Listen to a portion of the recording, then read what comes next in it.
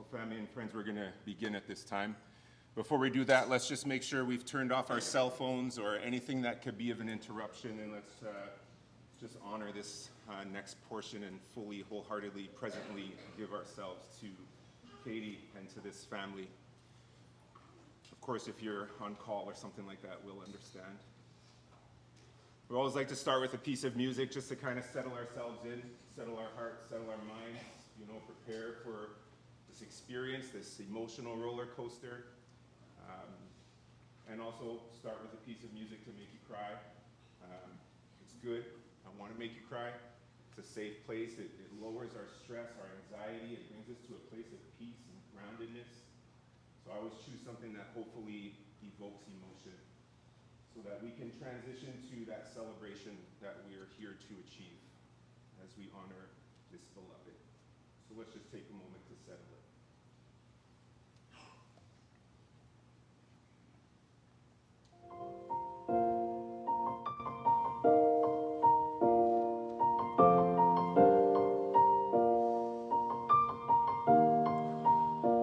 It's been a long day without you, my friend, and I'll tell you all about it when I see you again. We've come a long way from where we began. Oh, I'll tell you all about it when I see you again, when I see you again. Why'd you have to leave so soon, yeah? Why'd you have to go? Why'd you have to leave me when I needed you the most? 'Cause I don't really know how to tell you without feeling much worse. I know you're in a bad place, but it's always gonna hurt. Carry on, give me all the strength I need to carry on. It's been a long day without you, my friend, and I'll tell you all about it when I see you again. We've come a long way from where we began. Oh, I'll tell you all about it when I see you again, when I see you again.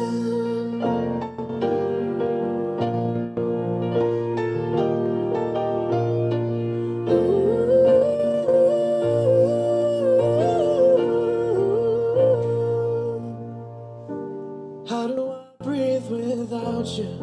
I'm feeling so cold. I'll be waiting right here for you till the day you're home. Carry on, give me all the strength I need to carry on.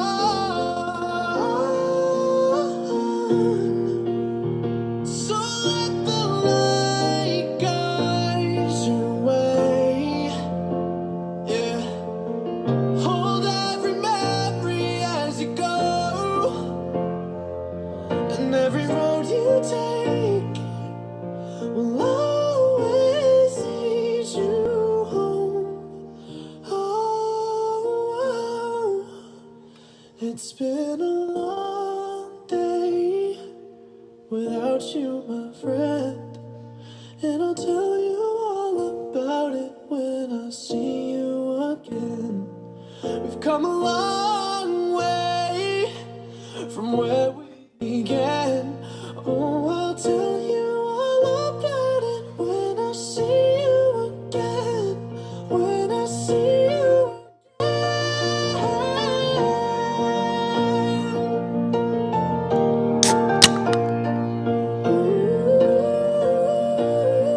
when I see you again, see you again.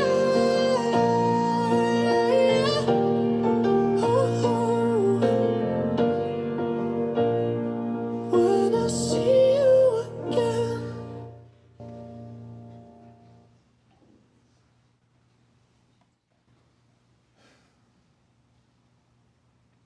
She'd probably be choked. I didn't finish the beer.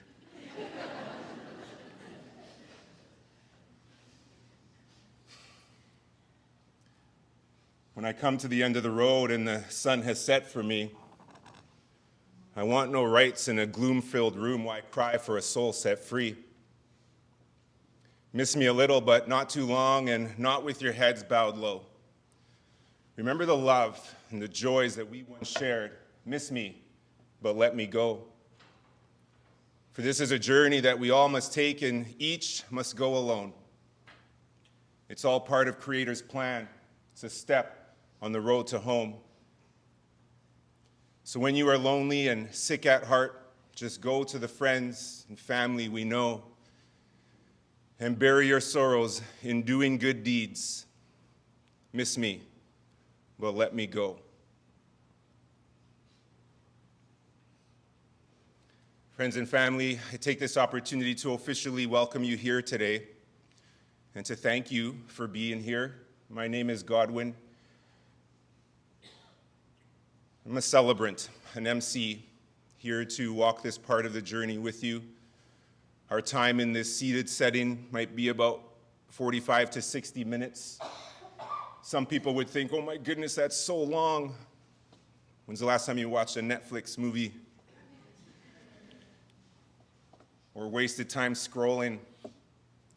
You know, if we have to take an hour or two, to me it's a small price to pay for someone that made such a difference in such a short time. So if we breach that 60-minute mark, rest assured it won't be much longer, but we're going to do what we need to do here today to provide who sits here in front of me what they need. And that's why you're here. We're heavy-hearted today, and I know there are many other places we would rather be than clutching Kleenex and feeling that weight and that heaviness in our hearts and that hole. This is not what we want. And in many cases, this is not the way it's supposed to be. And the weight of this grief, of that sadness, it's different for each of you, as it should be. But collectively today, coming together in this fashion, this display of love, we had to pull out more seats. This display of love is another step towards healing. And that's what service is. That's what celebrations of life are for. There may be people in here that say, when I go, I don't want this. I don't want any service by request. And people who say that, I know deep in their hearts, they just want to save people from what we're about to experience, but this is part of our human experience. To show young people that adults love and grieve and cry. To show adults that young people are in pain and that they need us. That's why we do this. And this is what communities have done for centuries, is come together to support one another, to show their love for one another, to open their arms and say, I'm here for you if you need me, because I know you're hurting, and you can count on me. That's the message we want to send here today.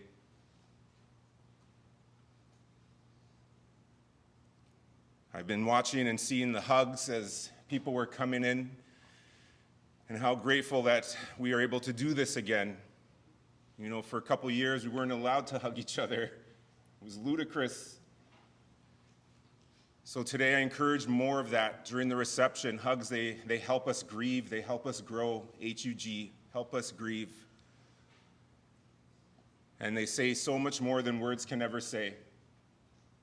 We often struggle with what to say, and we use the typical cliches, and I tell people sometimes it's best to just say nothing. We don't have to fill the space with words. We can just open our arms, we can offer a shoulder.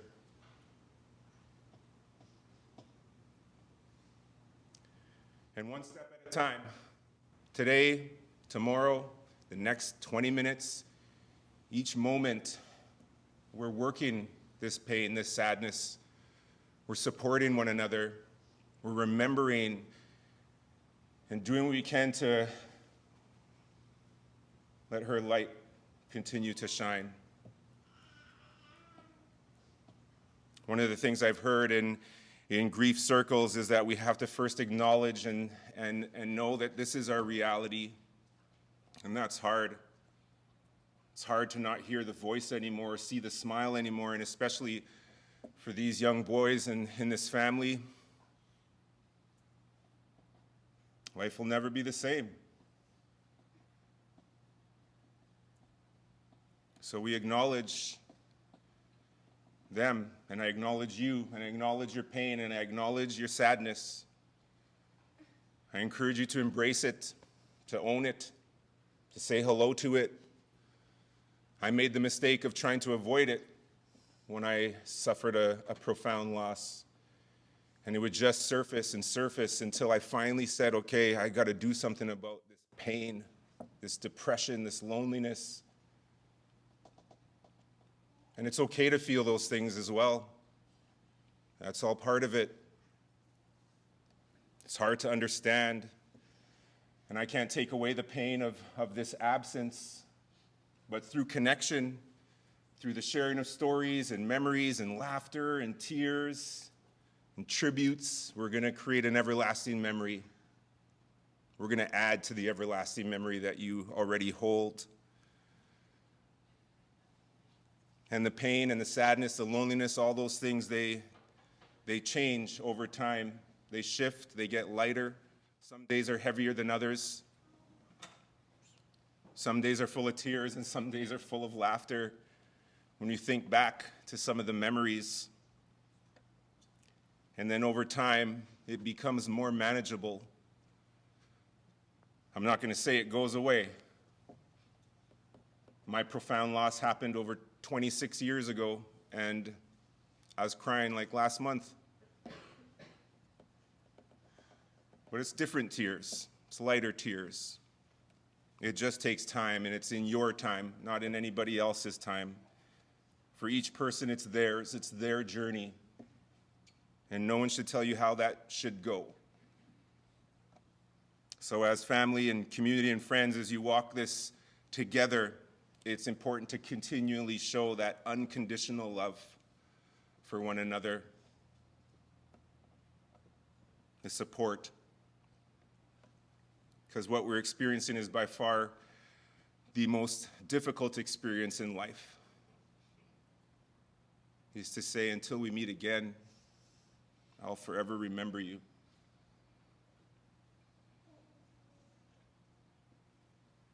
So today we will experience a deeper sense of gratitude, a deeper sense of love, a deeper sense of connection for one another. If you've lost someone personally in your life in the recent past, or I'm not sure if there's anyone that has not been touched by loss, I empathize with you as well today, because sometimes attending a service, it can bring back up some emotion, some memories, some thoughts. But believe it or not, it's a good thing. They say tears are memories in motion, and that's your loved one coming back to say, I'm still here with you, and thank you for thinking of me today. And if Katie made that happen, I lift up my hands to her. And as much as today is about Katie, it is for you. It is for her family. It is for those of you online that can't be here. We're thinking of you as well. We know you'd like to be here. But thank you for attending in this fashion. And we know that this family is in your hearts and minds as well. When we think of this Katie, a beloved daughter to Lydia, a soulmate and loving wife to Ryan, a cherished and precious mother to Hudson and Braden, a loved sister to Mike, and we think of Elena and Cullen and Isaac, a cherished daughter-in-law to Anne, a sister-in-law to Niall, and a beloved friend to so many of you. There are many that find comfort in the thought that those that have gone before us are there to greet those we say farewell to today. So we honor those that have predeceased her. We think of her precious son, Avery. We think of her father, Joe, grandmother, Dorothea, grandfather, John, When we think of her father-in-law, Philip. And again, brings us comfort in knowing she's not alone. And it is our hope, our wish, our prayer that while they're hugging each other and connecting in that spirit world, that we're doing the same here in memory of her. To start us off with our first tribute, I'm going to read a letter from a husband.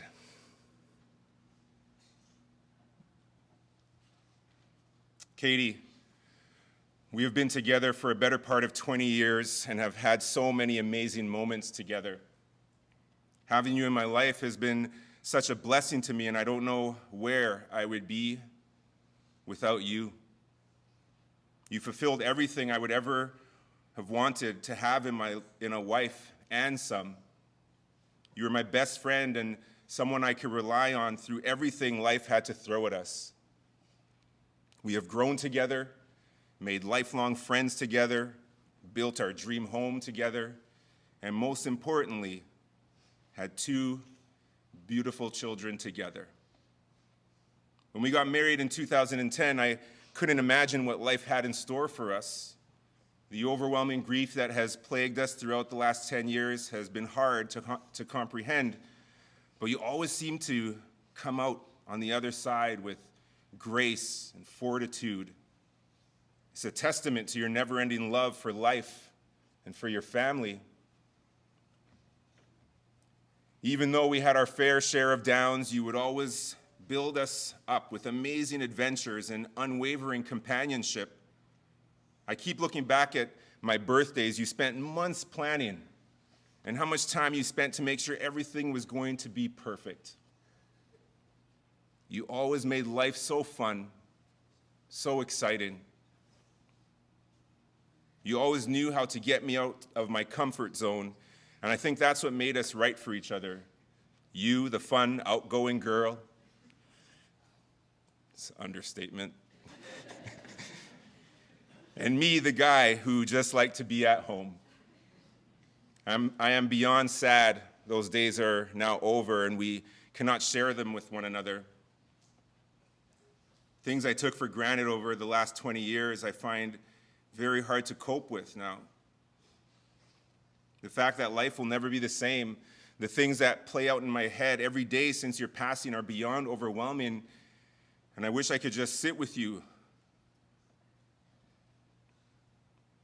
one last time.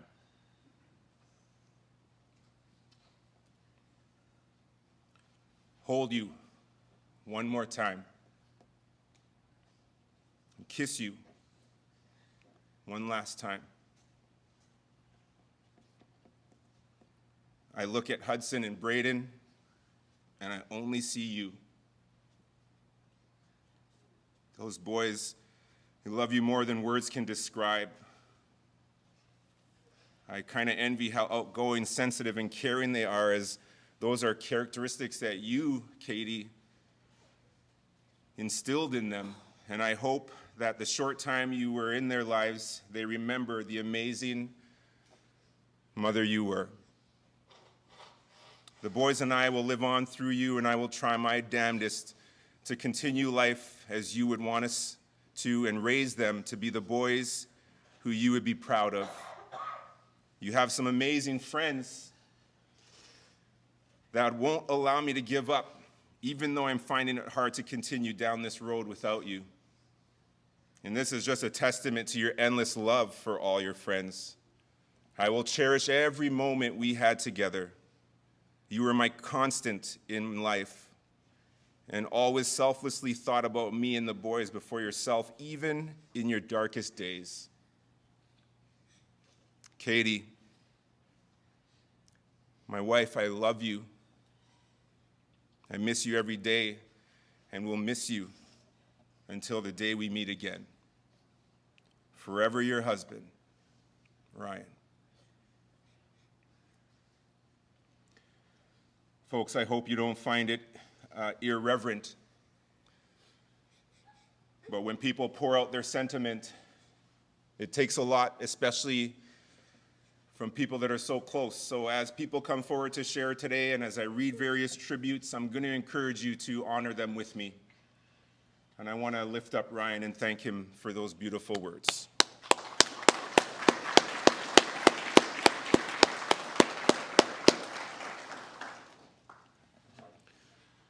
So we're going to switch the pace a little bit, and I'm going to invite our first speaker to come forward at this time.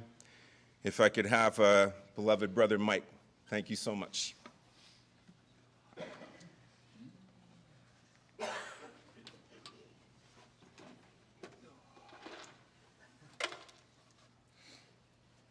Everybody knew Katie, and you knew what this is about.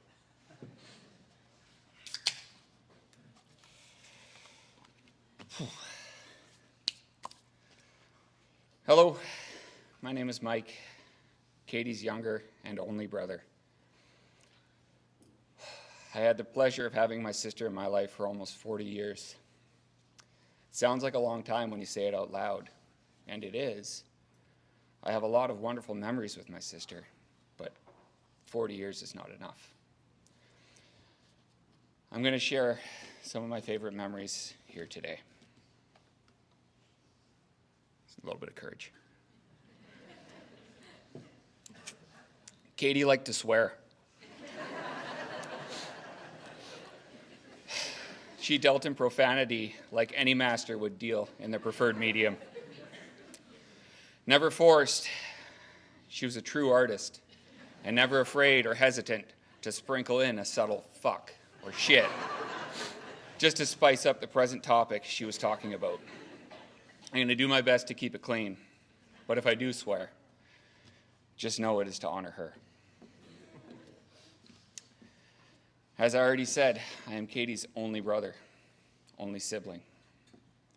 So naturally, we were allies, and naturally, we were enemies. We'd get along well enough until one of us decided, that's enough of that, and boom, fireworks.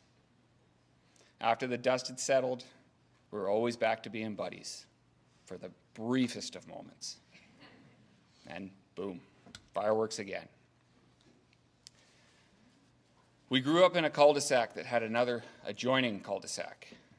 There had to be 20 plus kids for the 15 or so houses. All about the same age and all slightly feral. We would roam in gangs from house to house, begging for snacks. In between playing tag, riding bikes and skateboards, playing basketball. We'd have huge snowball fights and make snowmen in the winter. And my favorite thing to do was play road hockey. Believe it or not, with all those kids living there, sometimes there was no one to play with. So I can remember begging Katie to play with me. Being that I really wanted to play, and Katie was just along for the ride, I'd always make her go in net. She would put the leg pads on, blocker, glove, and stick, and she was ready to go. Without fail, and usually within 5 minutes, I would unleash a wicked backhand shot that would send a tennis ball hurling towards her face. It would find its mark on her eye, or nose, or jaw. She would then burst into tears while throwing all the gear on the ground and cursing me out, calling me a dummy or an idiot, and saying I did it on purpose. After storming inside the house and getting consoled by our mom, she would come back outside about 5 minutes later. She would put all the gear back on while making me promise that I would keep my shots down, only to have another shot screaming at her face. Now, I'd like to say this only happened once, and only with road hockey, but my dad took Katie and I to Derby Reach on the banks of the Fraser River, just outside Fort Langley. We went skipping rocks, and as you will, doing anything with a sibling, this quickly became a competition. Who could skip a rock further, who could get the most skips, and so on. And I can't remember who was in the lead, but I do know that I decided my next throw was going to be the furthest, most skippiest rock ever. I found the perfect rock, nice and flat, almost perfectly round. I wound up and unleashed an absolute bullet of a throw. The problem was, I didn't release it here in front of me. I released it over here beside me and sent this rock barreling towards Katie's head. Crack! Full-blown tears and accusations of how purposeful the placement of that throw may or may not have been. After a few minutes to calm down and some stern words from my dad, the competition was back on. Now, I'm not saying it was intentional. It must have been some kind of muscle memory, because my next rock followed the exact same trajectory into the side of Katie's head. Our trip to Derby Reach ended at that moment. We had fun. Growing up, we were a family that went on many vacations. We got to go a couple times to Disneyland, drove through the United States and Mexico. What we did most was camping. Didn't matter the time of year, rain or shine, we went camping. Tent trailer, motorhome, whatever we had at the time, it was awesome. And as we were camping as kids, Katie and I got to do all kinds of fun things. We got to ride our bikes and crash them.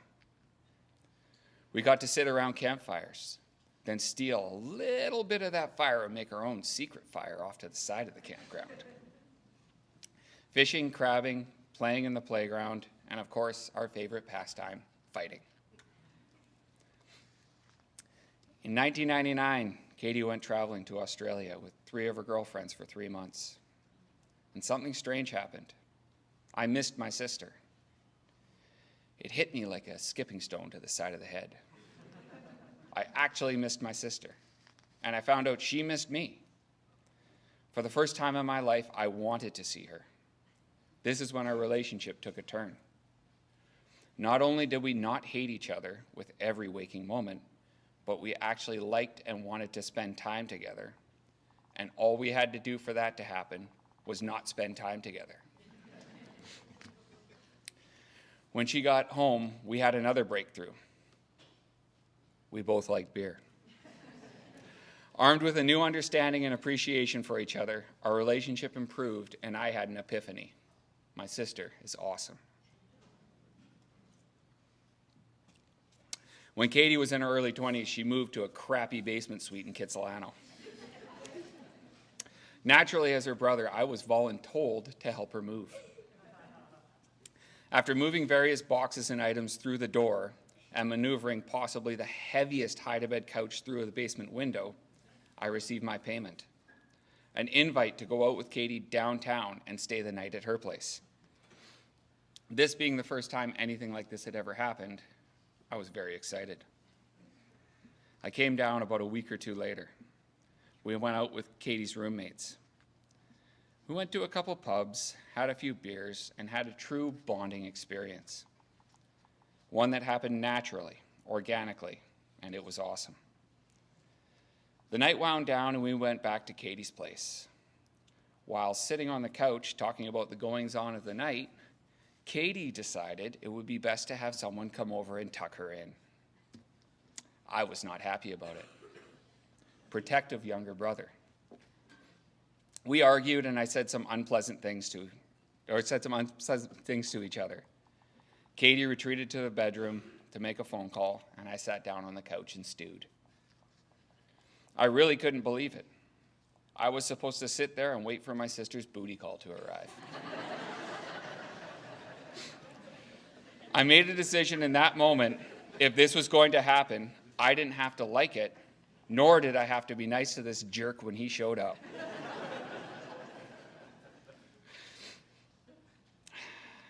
He arrived, and boy, did I succeed in making things uncomfortable. A few snide comments was all it took to get my point across, and they quickly disappeared into Katie's bedroom. I just couldn't get past the fact that she invited me out to spend time with her and capped the night off by having some loser come over. Well, turns out in the morning I had a few things to apologize for, and that jerk loser was Ryan, who she ended up marrying, so I guess it all worked out in the end. A few years later, I moved to Vancouver myself, to my own crappy basement suite, complete with moldy walls and a sinking, spongy bathroom floor. When Katie would come over, she would tell me how unhealthy and dangerous it was. I would quickly remind her that although it was moldy and squishy and spongy in my current place, in her old place, she had literal mushrooms growing out of the grout in the tiles in her bathroom. So we called it a tie on the crappy basement suite competition. In 2009, I was traveling through Southeast Asia with my then girlfriend, now wife, Elena. Katie decided she was going to join us in Thailand. We had already been traveling for almost 3 months when she left to meet us.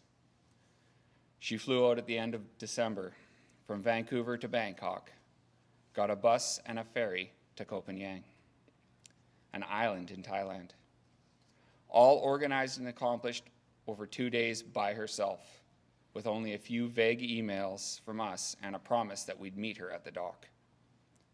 It was impressive. She did that all so she could come out and see us. All so she could join us in painting ourselves in neon paint and dancing like idiots at the New Year's Eve full moon party. It was so much fun. Katie spent the next 3 weeks with us traveling around the islands of southern Thailand, eating great food, drinking buckets of booze, and getting severely sunburned. It was an experience we were happy to share with Katie. She loved it so much, she decided, with some persuasion from Elena and I, to commemorate it with her very first, and as it turns out last, tattoo. We found a place on Koh Phi Phi, one of the other islands on Thailand. Katie decided on some Thai script, not that large, about 3 inches long, about 1 inch high, on the side of her foot. It was to be done in the traditional Thai way. A needle at the end of a piece of bamboo dipped in ink, much less painful and quicker to heal. I don't remember what the script meant, but I do remember my sister writhing and squealing for 30 minutes. Elena and I shared a look, and after it was over, we all decided that maybe, just maybe, Katie wasn't built for tattoos. On August 21st, 2010, Catherine Stephanie Hollaboff married Ryan Philip Gardner. I had the honor of being in their wedding party as well as being the MC for their wedding. Katie planned, organized, and executed a stunning wedding in my parents' yard. We had actually collected many of the decorations and shopped for it while in Thailand together. Even though at that time there wasn't much planning for the wedding done yet. That's where Katie excelled, getting what she wanted through sheer will, determination, and tenacity, finding ways to organize, plan, and make things happen. She didn't often wait for things to come to her. She would put herself in its path so it didn't have a chance to miss.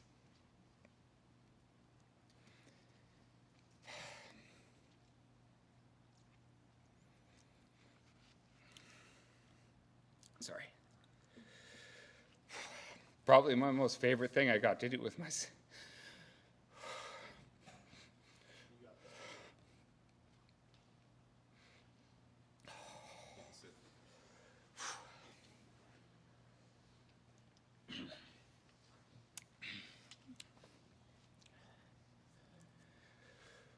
Probably my most favorite thing I got to do with my sister is raise our families together.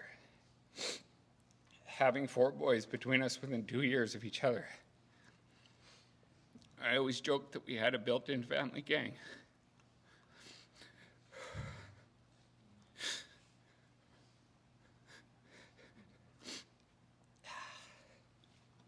Katie loved her sons, Hudson and Braden, so very much.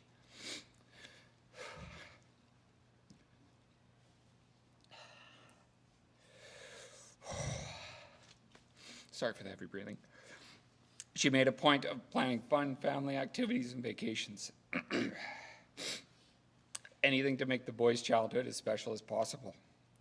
Always ready to volunteer with school or sports. She really valued the satisfaction she got from being a mom. Oh.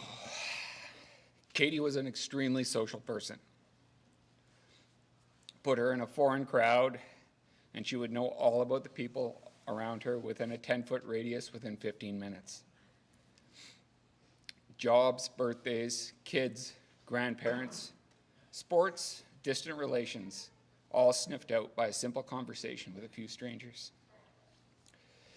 Now, put her in a crowd of people she knew and loved, and put a beer in her hand. That's an even more social animal in its natural habitat. She is going to talk and laugh and dance and joke and just generally be the mayor of good times. She had a way of making you feel at ease and comfortable, and conversations flowed without any effort. The fact that there was a beer or two involved did nothing but help this. If your beer was empty, she would scramble, run, do whatever it took to get you another just to keep the good times going.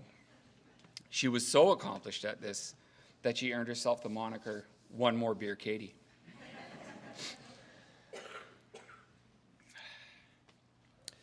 I love my sister very much. Even though we didn't always agree on things, she always had my back. And it's because of her that I have 2 exceptional nephews and the brother I always wanted growing up. I love you guys. Oh, I can't believe I made it through this whole thing without swearing once. That being said, fuck it. Let's have one more beer. Thank you.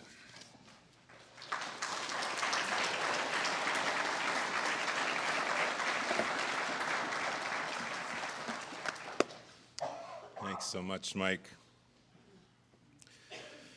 One more beer, Katie, eh? And just for the younger generations here, we just want to clarify that not all booty calls turn out this way. So this isn't something that Uncle Mike is promoting. That goes for some of you adults as well. Just put that out there.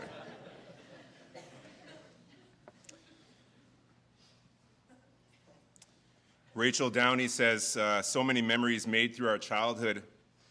Though we haven't been close for many years, this news hit me to the core. I hope you are soaring in heaven, pain-free, Katie. My deepest condolences to your family and close friends. Rest in peace. Thank you, Rachel, for your words. Sharon says, I was so saddened to hear of Katie's passing. I met Katie at work about 15 years ago.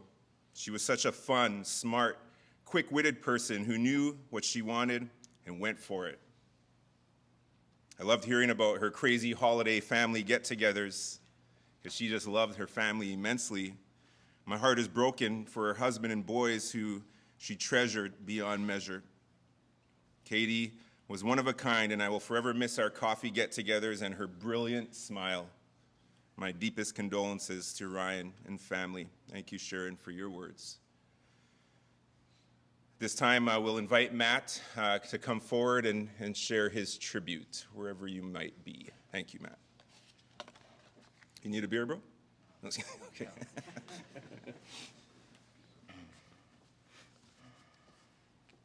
Looks like a lot of pages. It's not really. It's double-spaced in a font 20 or so. Good morning, everyone. My name is Matt Creech, if you don't already know me. Katie was a cool chick that anyone could be friends with. And if you weren't, you sure as hell missed out. I've known Katie my whole life. Her brother Mike is like a brother to me. Lydia, a second mom. Joe, a second dad. And Katie was the closest thing that I ever had to a sister. My memories of Katie are mostly from childhood. I spent many, many weekends at the Hollaboff house. Katie and Mike's rooms were side by side over the garage of a classic BC box with a cathedral entrance. Mike's room was on the west side of the garage, with NHL pennants hung in the classic circle that I was very envious of. Katie's room was on the east side of the garage, with Lion King posters, which would eventually be traded out for New Kids on the Block. I think even Pavel Bure might have made it in there too. Just about every Christmas Eve was spent at the Hall of Buffs. Lyd and Joe would have the whole extended family there, plus the Creeches. Nights involved caroling, playing kids' games, while the adults did adult stuff. If I could go back in time, I could happily spend another 10 years there. We kids didn't mind the adults doing their activities, as it meant we got to stay up really late. And with Kate, there was that mutual trust, where she wouldn't tell on Mike and I, and we wouldn't tell on her, for fear the fun would be over and we'd have to go to bed. There were, of course, the annual Grey Cup parties, hosted by the Clippertons, Don and Lorette. While the adults watched the game and did adult stuff, Jesse, Andrea, Mike, Katie, and I, and any other kids that happened to be there, typically the Schweers, could likely be found playing flashlight tag in an unfinished basement. The best hiding spot, of course, was in the back room with the moose antlers behind Don's old Safeway racks. 25-cent squares were bet on, a homemade trophy won, and lots of food was eaten.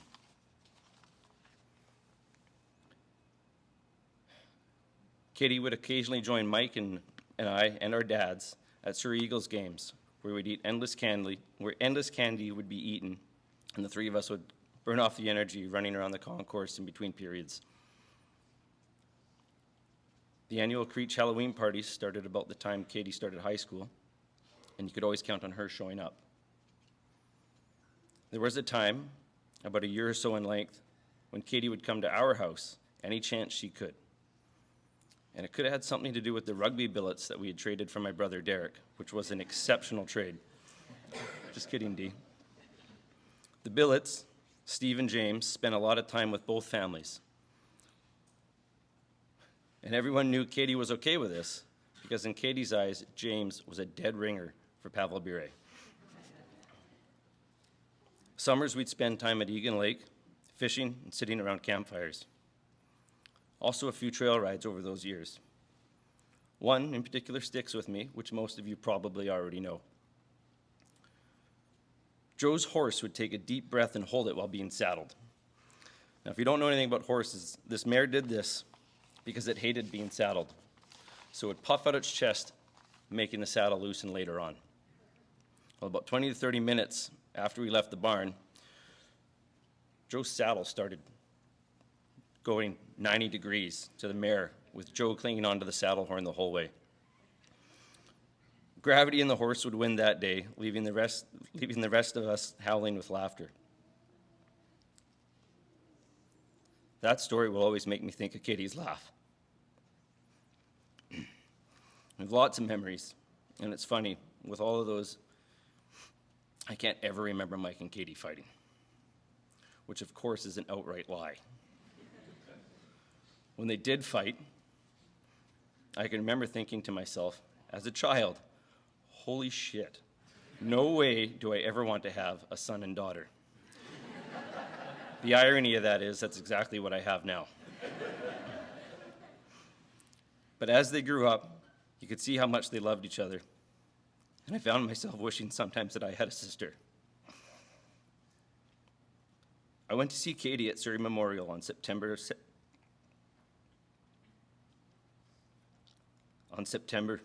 11th.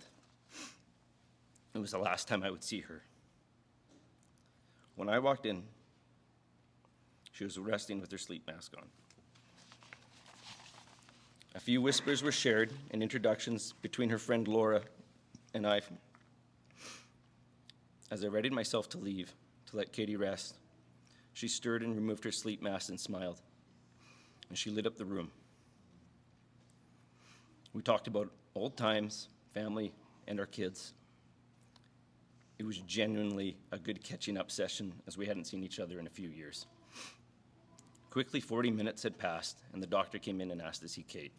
So we said our see you laters, and I left.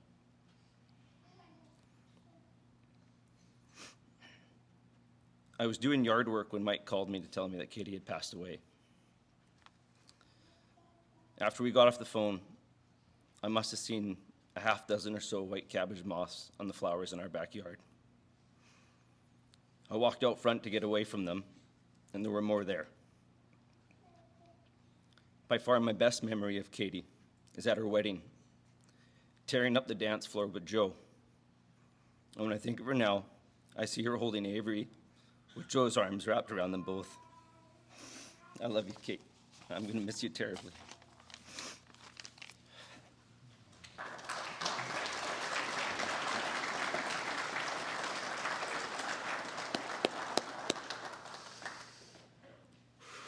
Thank you so much. Beautiful words, beautiful tributes, and such heartfelt sentiment.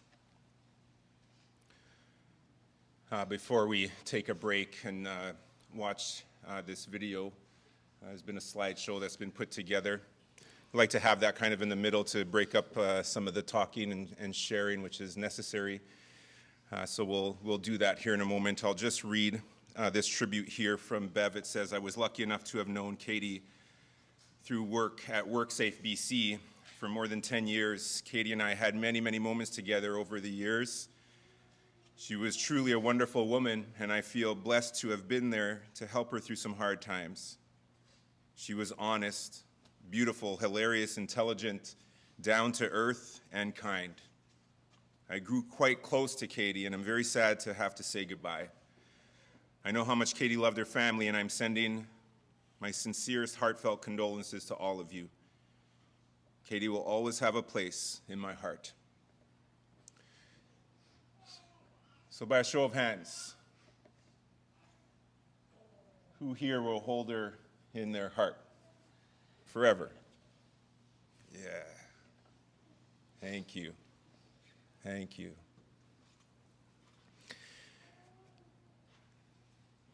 After the video, I'll share a little bit of a eulogy.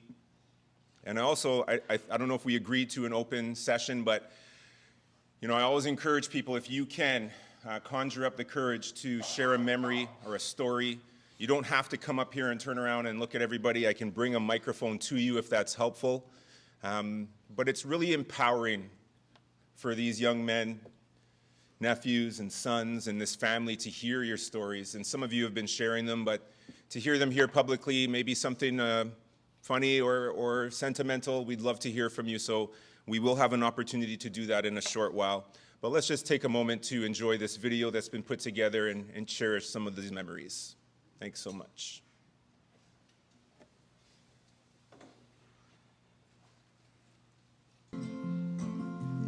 Love of mine, someday you will die, but I'll be close behind. I'll follow you into the dark, no blinding light, or tunnels to gates of white, just our hands clasped so tight, waiting for the hint of a spark. If heaven and hell decide that they both are satisfied, illuminate the nose on their vacancy signs. If there's no one beside you when your soul embarks, then I'll follow you into the dark. In Catholic school, as vicious as Roman rule, I got my knuckles bruised by a lady in black, and I held my tongue as she told me, son, fear is the heart of love. So I never went back. If heaven and hell decide that they both are satisfied, illuminate the nose on their vacancy signs. If there's no one beside you when your soul embarks, then I'll follow you into the dark. You and me have seen everything to see, from Bangkok to Calgary, and the soles of your shoes are all worn down. The time for sleep is now. It's nothing to cry about, 'cause we'll hold each other soon in the blackest of rooms.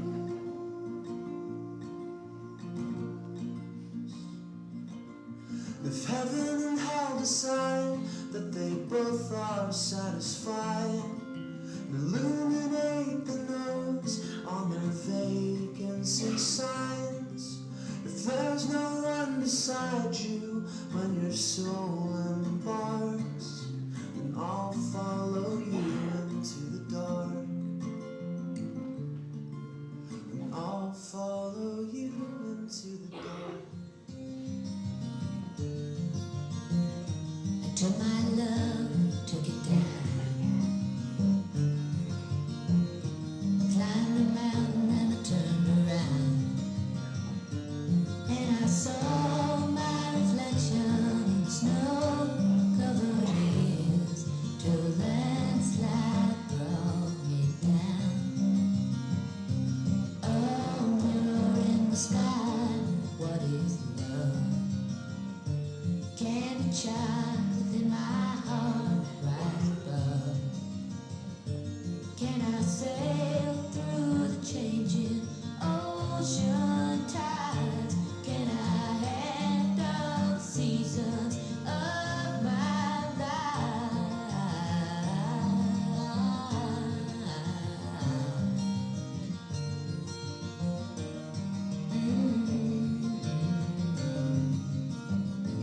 Well, I've been afraid of changing, 'cause I've built my life around you. But time makes you bolder, even children get older, and I'm getting older too.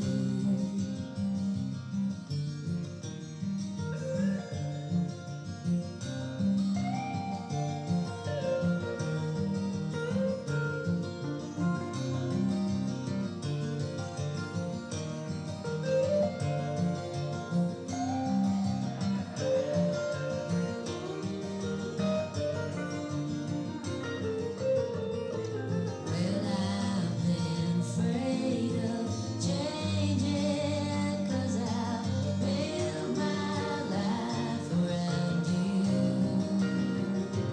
But time makes you bolder, even children get older, and I'm getting older too. Oh, I'm getting older too. Take my love, take it down. Climb a mountain and turn around. And if you see my reflection in the snow-covered hills, where the landslide bring you down. And if you see my reflection in the snow-covered hills, when a landslide bring you down, oh, the landslide bring. They say love can drive you crazy, my dear. Wanna trap you in a locket or in a pocket so I can keep you near. No, I'd never hurt you. If you fall, I pick you up and I drink your tears. But how can I miss you so much when you're right here?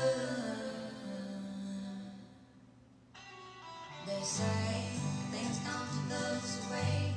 It's like counting in light years. I'd physically live without you, but I don't want to. Death's never been my fear. You can take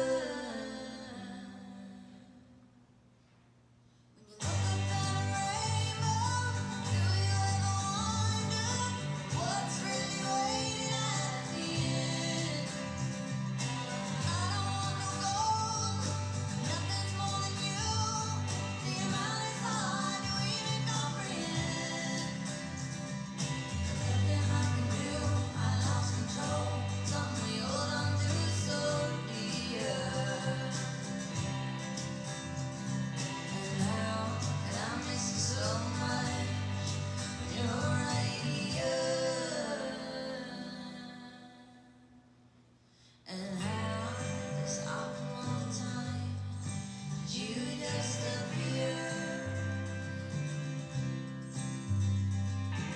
Everyone under the gun so full of shit, but you were just so sheer. You're my guy, you're my mate, on my knees, now look at you now.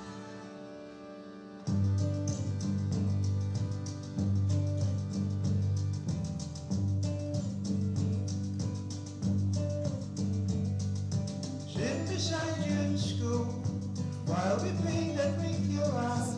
Mine was never very good. Yours looks exactly like the photograph. Looks like I'm growing up beside you. I don't always get the way you feel, but now I've learned to live with that. It's like I'm a part of something real. I was hitting the bottom, now I broke the seal.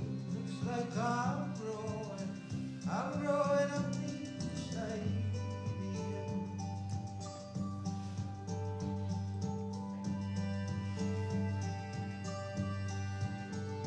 And the sun sets the sea while the rain misses me.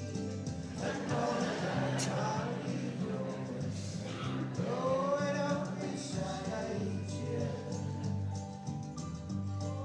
Oh, the sun sets the sea while the rain misses me. And all the time I'll be growing up beside you.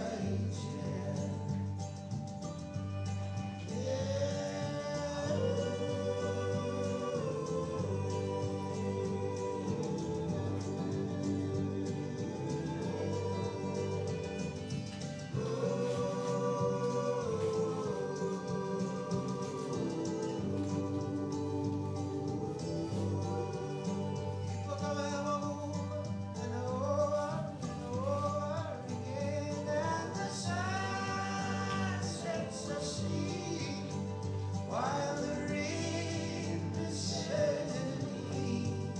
And all the time I'll be growing up beside you.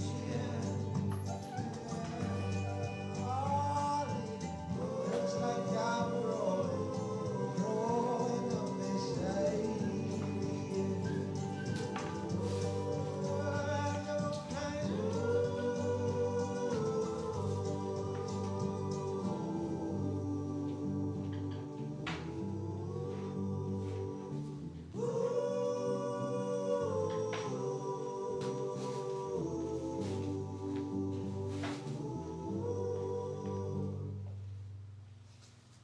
No one in life I'd rather been on this wild ride than having you always by my side, and I will be forever grateful for that. I will love you always.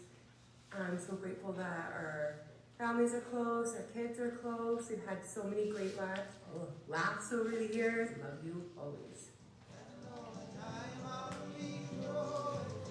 Growing up beside you.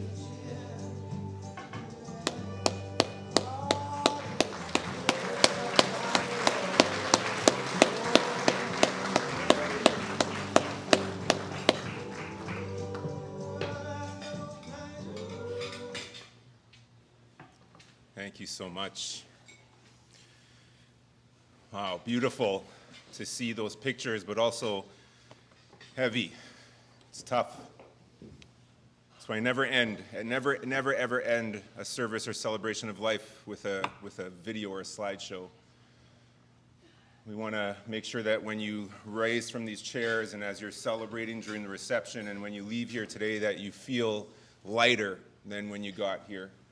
So we like to have that sort of in the middle.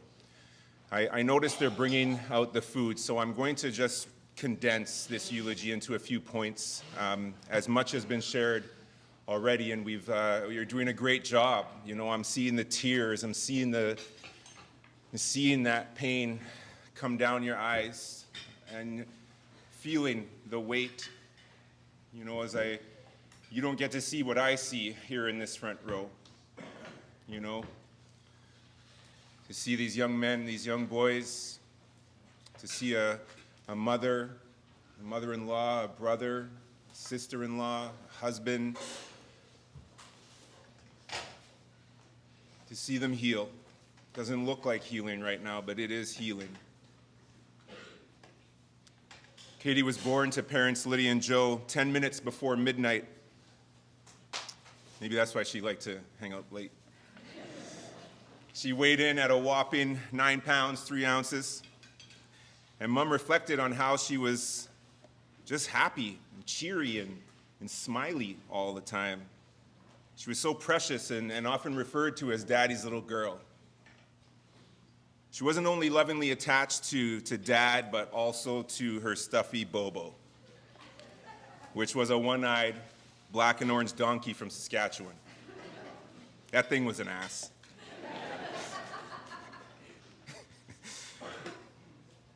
But it was her favorite, and she dragged it everywhere, and she loved him, one-eyed and all. Her early years, as we heard, were filled with memories of family, time shared camping, Drumheller, Egon Lake.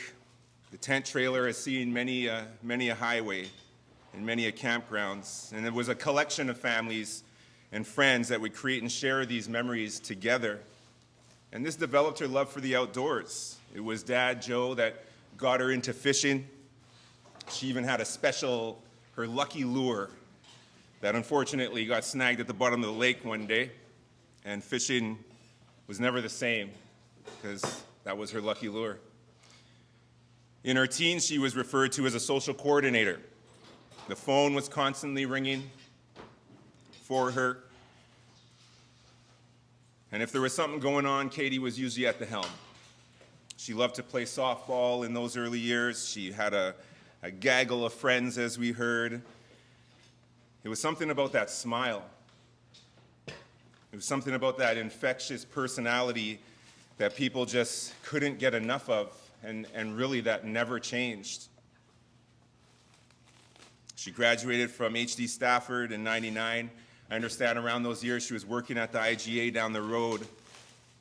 And that was a smile and an energy that people who shopped there would look forward to seeing. Katie and Ryan actually met in those teen years at a camping event. Didn't turn into what we spoke of earlier at that point. But a friendship was birthed amongst friends. I believe Candace and Laura were on that trip as well, probably a few others. But who knew that it would lead us to where we are today?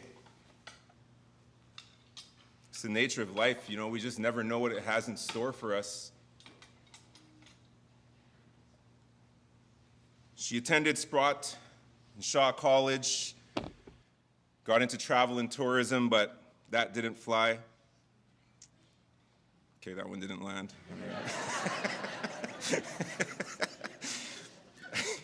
At 22, Ryan and Katie would meet again, and this time it was at Finnegan's in Abbotsford.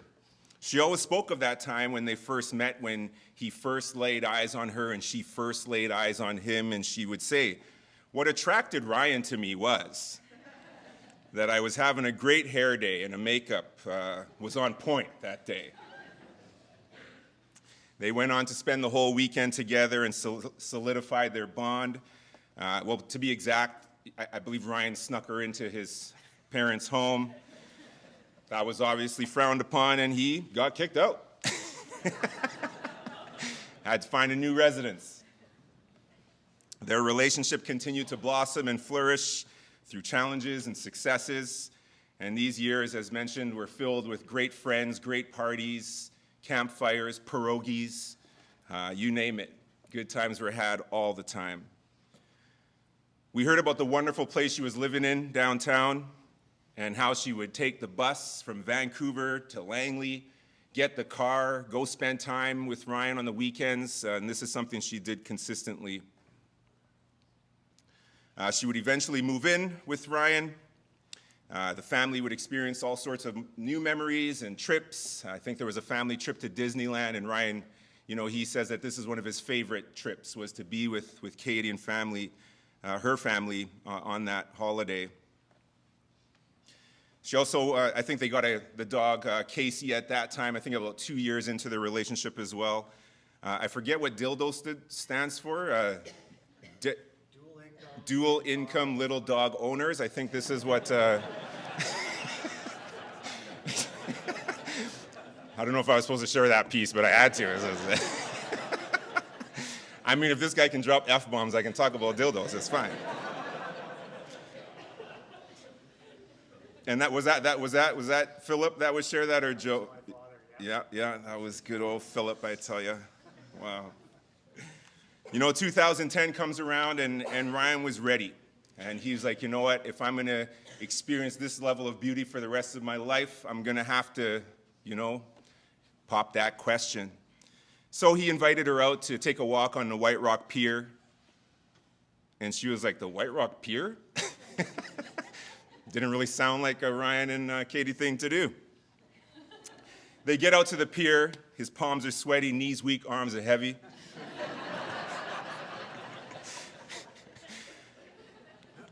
She found it quite odd that, they wanted to go for a walk down the pier, but she agreed. And it is here that he popped the question. And being that Katie was somewhat particular, it took a little time, and just a little time to find the perfect ring. The size, the look, the feel, it's all very, very important to consider, and you don't want to mess that up. So they did that. She said yes, and they committed to spending the rest of their lives together. And as Mike mentioned, exchanged vows on August 21st of 2010. An amazing wedding. Who was all there? Raise your hand if you were there. Yeah, beautiful wedding. Many of you danced the night away. What a beautiful image of her and Dad dancing. Ryan mentioned that his favorite part of the wedding, of course, was the honeymoon. Really, the whole experience was memorable and filled with love and joy. They returned from that honeymoon, from that trip, with a gift for this family, a little box that contained a bunny rabbit and a pregnancy test. They were expecting, and although that was exciting, things don't always go as expected. And little Avery got his wings earlier than anyone expected. And this loss really is like no other. It took its toll on this family. However, love saw them through, and joy would arrive again soon with the arrival of Hudson in March of 2013, and a year later, the addition of Braden to the family fold. And as this family grew, so did the adventures, the memories. Her 30s, this decade from 30 to 40 alone, was a remarkable journey. And motherhood was her jam. She was a pro, uber organized, disciplined, and whether it was a yearly camp trip or just a weekend event with friends, she had shit laid down pat. 2017, of course, brought more sadness with the passing of Dad Joe. Lydia lost the love of her life. Mike and Katie lost their dad, the boys, their grandpa. Both grandpas. If anyone here has had or has a relationship with a grandpa, you can imagine the void that this places in the life of these young men. Katie and family, they honored Joe. They did what they could to press on, and that's what we're tasked to do, just like we will following today and as the days move forward. She'd have the boys in all sorts of activities and maintained a tight ship and schedule, from piano lessons to soccer to hockey, kept them busy and involved in the community. They were always on the go. Lydia even recalls having to try and schedule having them over because Katie has just got stuff going on. Her agenda was thick. But mom and daughter were so close, so tight. And we have Lydia and Joe to thank for this vibrant, loving, selfless human being named Katie. The morals and the values that were instilled in her rippled throughout her life and into everything she did. 2017, wow, she fought and she won. She got to ring the bell, persevered. 2018, the dream home was built. She was determined to have it ready for Christmas, as was shared. I think the trades were still in there while she was putting up 2 Christmas trees, because when Katie did it up, she did it up. Whether it was Halloween, Christmas, Thanksgiving, you name it, hers was always magazine worthy. 2019, loss again with father-in-law Philip. And as a family rallied through this, it again brought them closer together. Family trip to Disneyland, more memories, more laughs, more joy. You know, we empathize with this story because it's filled with what we mentioned, those highs and lows. And again, you know, as Katie's Nana passed, and then the re-diagnosis, so many setbacks, but so many more comebacks. And if there was ever a family that could exemplify the comeback, it would be this family. It would be Katie. As I circle back quickly to what's mattered to her most, basically every other heartbeat was for her love bugs, for Hudson and Braden. This was the type of woman she was. She was so selfless and more concerned for everybody else. One heartbeat for her, and the next for you. She loved nothing more than being a mom. It was her purpose. It was her dharma. She wanted nothing more than everything to be just right for both of you.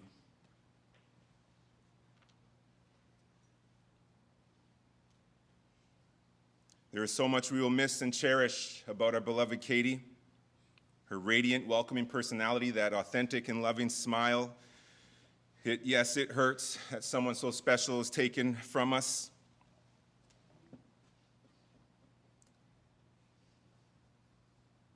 But there are so many more things that we have to admire, to give honor to, and to remember throughout our lives, that when things are tough for us, we will remember her tenacity, her mindset, her strength. We will remember her love. Katie, we love you, we miss you, and we want peace for you. And we thank you for all that you gifted us while you were here. Rest easy, Katie. Rest easy.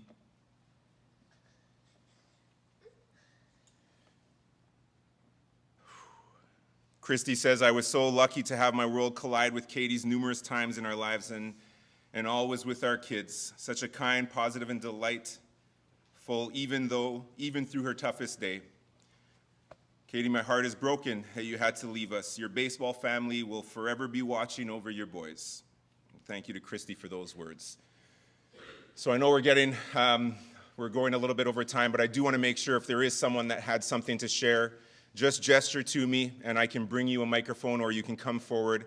But we want to make sure there's an opportunity for one of two of you that may have had something prepared. While we do that, I'm going to ask you to pull out your memorial card, because it's very important that we come and participate. So your participation today is to recite this poem with me. We're just going to read it out loud to let it resonate within our inner being, to honor her and to honor this family. It's called Afterglow, and if you can recite it with me. I'd like the memory of me to be a happy one. I'd like to leave an afterglow of smiles when life is done. I'd like to leave an echo whispering softly down the ways of happy times and laughing times and bright and sunny days. I'd like the tears of those who grieve to dry before the sun of happy memories that I leave when life is done. Beautiful. So yes, again, just gesture to me if you'd like to share, and if not, I think there's some other opportunities to do so during the reception. But as we wrap up here, what will it be for you? What will you hold on to? What will you take with you that was Katie? How will you help her legacy live on? the calls, the condolences, the things that have been offered, please know it doesn't go unnoticed, but it must continue. I know it will. There's going to be tough days, anniversaries and birthdays and Mother's Days and Christmases where a phone call to say, you know, I thought of Katie today. And it doesn't even have to be a special occasion. Maybe the next time you crack a beer, you'll think, oh, that reminds me of Katie. And you'll call and you'll say, you know what? I thought of her today. Maybe it's the next time you see a campfire. Maybe it's the next time you watch, what do they call it? Desperate Housewives? No. Is that what it's called? Real Housewives, sorry.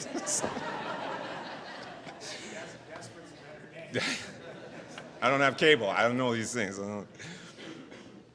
Favorite pastime was playing crib and, you know, going to Canucks games. So what will it be? What will you take? How will you cherish? She's taken up new residence in our hearts and in our minds. And it's up to us to share the stories, to keep her name present like it has always been. They say that no one truly dies unless they are forgotten. And this is one unforgettable woman, so she will live on. To her mom, you've experienced more loss than any mother should. Your husband, beloved grandson Avery, Katie, and our hearts are with you. Thank you again for creating such a remarkable woman that has touched so many lives in her far too short of a life. And the love and support in this room is for you. To her soulmate, man, you guys had a groovy kind of love. You know, as you held back tears when we met a few weeks back to prepare for today, I could feel you, Ryan. I could feel the love you shared.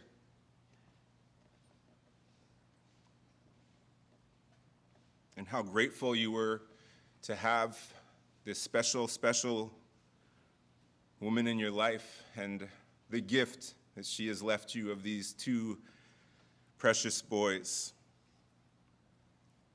And how beautiful that you were there right through to death do us part. That last inhale. Sarah and Ryan with her. This loss is profound for you, so please know that everyone here in this room, their love and their support is for you. To her boys, you're a missing mom. You're missing her hugs, her love, her laughter, the sound of her voice. It's hard to imagine that she now lives on in your hearts and minds, but she's right there. You know, as kids, you have these remarkable imaginations, and I encourage you to use that when in your quiet time and when alone. You can talk to her in your mind or out loud. Trust and know that in a spiritual way, you will hear her speak back to you. Not audibly, but inwardly. That's how I talk to my mom too.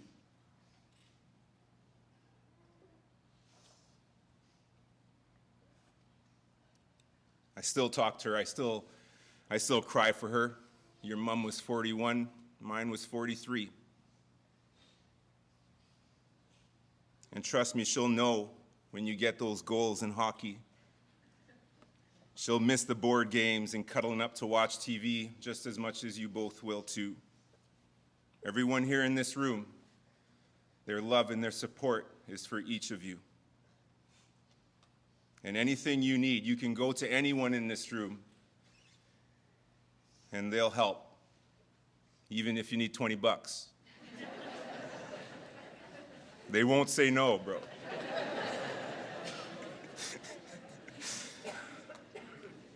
To her brother, her extended family, and friends, you each have memories, you each have stories, good times shared, hold on to them. Never forget them. Those are the gifts she has left for each and every one of you. You can unwrap them anytime. Anytime. They're yours, and no one can take them away. Again, thank you for being here. Thank you for your gestures of kindness. Thank you for the way you've showed up. And whether it was her boys at her bedside or her mom, she was never alone. And you all showed up in big ways for her. You know, she had her visits scheduled because that's a Katie thing to do. But I know the support will continue. You know, Sarah, Tyra, Celeste, Sherry, Jen, Leslie, Ann, you know, each of you sharing love with her and for her. Wow. For those of you that are unaware, there is a guest book online. So I always challenge people, and I check, and I'm going to check. There's about 12 or 13 on there right now. But I want you to think for a moment. When these boys open that and see 50 messages, wow, look at this story. Look at them talking about mom and what they said. Please, please leave a tribute for them. Just envision what it will do for them to read those messages. I remember a time I was with Katie and we did this, or the first word I think of when I think of your mom is this. Please offer them that gift in the week to come. There is a reception to follow. Once you get up from your seats, I'm going to play a song for us to close, but once you get up, you can head over or give one another a hug to the person next to you, offer that support. But in about 20 minutes, we're going to have a commemorative toast. So if you could have a water or a pop or a bevy or a beer or a coffee, whatever it might be, if you could have something close by, we're going to pause. I'll get your attention. We don't have to come back to the seats or anything. It's just going to be a quick toast as we commemorate her life in that fashion. So just make sure that following, you'll have something to do that with. Always like to close with the words of the person we're here to honor. So if she could say anything to each and every one of you, she would simply say, I love you all, and have a beer on me. Thank you again, Katie. We love you. We miss you. If you could repeat the following words after me as we close, and then I'm going to play 2 tracks. One of them is just a quick 40-second track, and then the second one is Get Your Freak On by Missy Elliott. Because that jam is a shit, and she loved it.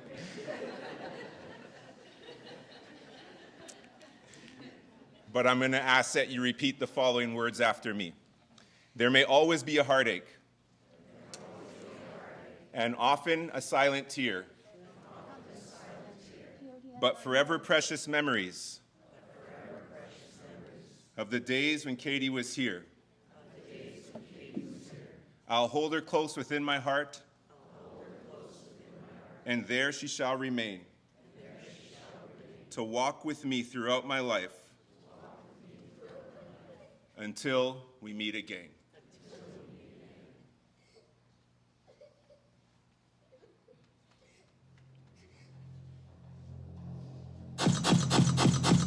Thank you for being here, and my thoughts are with you all. これからみんなでめちゃくちゃ踊って騒ごう騒ごう Headbanger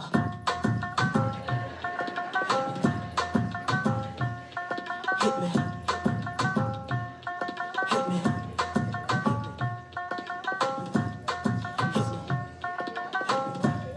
Give me some new Give me some new Mississippi putting it down I'm the hottest round I told y'all Y'all can't stop me now. Listen to me now. I'm lasting 20 rounds. And if you want me, then come on get me now. Is you with me now? Then biggie bounce. I know you dig the way I switch my style. Holla, holla. People sing around. Now people gather round. Now people jump around. Get your freak on. Get your freak on. Get your freak on. Get your freak on. Get your freak on. Get your freak on. Get your freak on.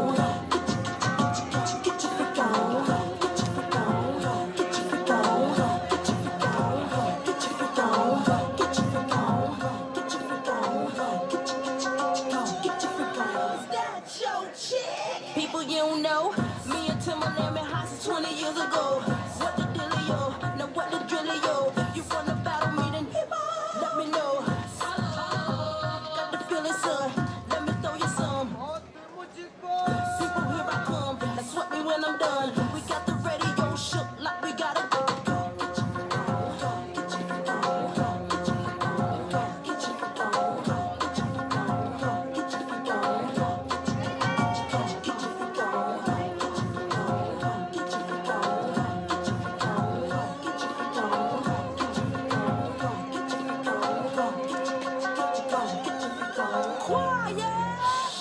Hush your mouth, silence when I spit it out in your face.